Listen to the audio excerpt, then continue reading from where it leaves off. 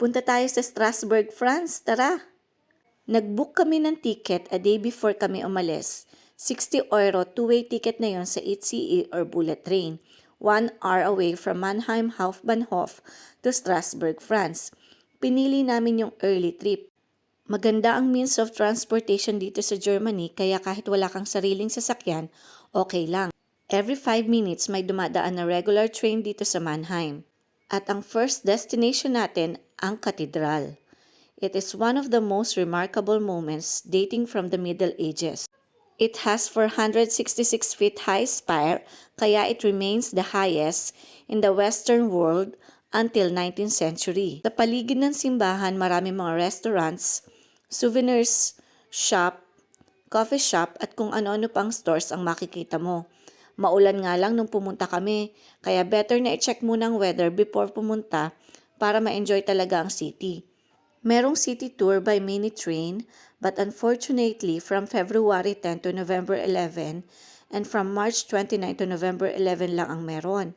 Magbabayad ka lang ng 8 euro and free naman sa mga batang less than 6 years old. Napakaganda ng katedral kahit nasa labas pa lang, lalo na kapag napasok mo ito.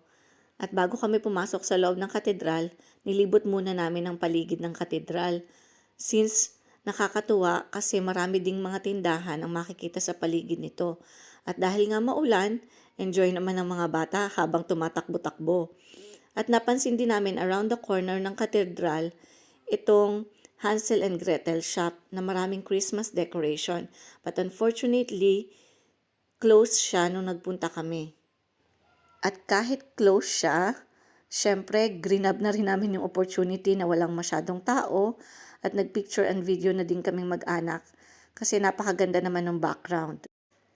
And just around the corner ay makikita mo naman itong the Petite France, which are known for cobblestone street canals and well-preserved home. The name Petite France originates from the hospice for those who has smallpox, which was actually syphilis.